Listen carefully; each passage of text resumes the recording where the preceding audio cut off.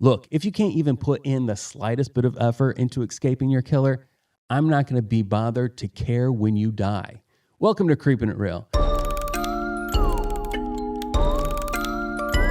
Thanks for joining me. I'm Judah. We're talking about Maneater of Hydra, or Island of the Doomed, or even Bloodsuckers. This is a 1967 West German and Spanish co-production centered around a group of tourists visiting a European island known for its botanical wonders. This movie does have a texture that appeals to my nostalgia. It reminds me of the kind of films I would watch as a kid, like on Svengoolie. Unfortunately, it doesn't have much else to offer as a must-see. We have this mad scientist experimenting with crossbreeding carnivorous plants with other species of plants. We have mysterious deaths with wounds nobody can explain, and it turns out the trees have developed a taste for tourists.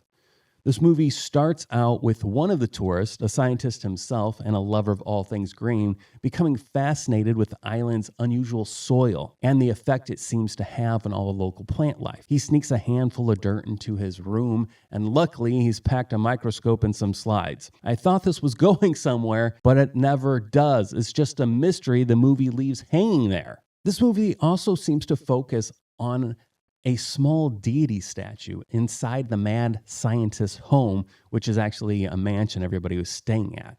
It repeatedly draws attention to it with close-ups and lingering shots, often ending scenes by focusing on it.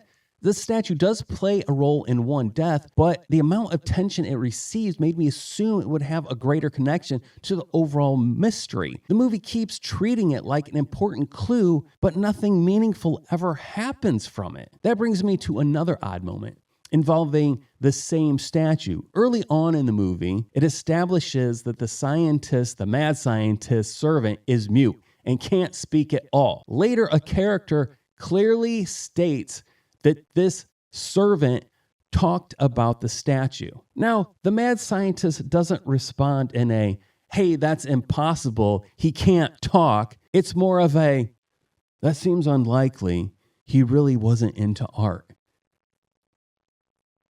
I'm like, so that was the bigger takeaway from that? He wasn't an art fan, not the fact that he couldn't talk? So now we have a small deity statue that the movie constantly emphasizes, a supposedly mute man discussing that statue, and multiple scenes that seem to suggest a deeper mystery, like the dirt sample from earlier. It feels like the movie is setting up answers it never intends to provide. This movie suffers from the same laughable crime as the creeping terror. The creature is so slow, the victims have to be willing participants in their own deaths. Some people literally have minutes to get away since these monsters are trees rooted in the ground with limited reach. There's a good chance they could stop for a cup of tea and still escape.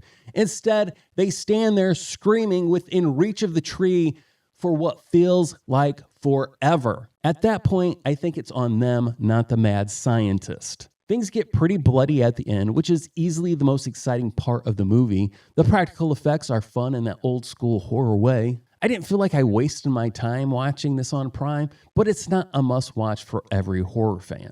I give Maneater of Hydra a 4 out of 10 just for enjoyment. Here's my question. If you're faced with a killer or a monster, what's your default? Fight or flight? Or stand there and scream like an idiot for minutes while the killer slowly makes its way towards you? Let's hear those responses in the comments below. If you made it this far, you're a champion. You get a gold star. Please like, subscribe, and share. And just so you know, I am on Instagram. That's Creepin' It Real Horror. And I'm on X, which I can't remember what I put there. So check me out on those if you don't mind.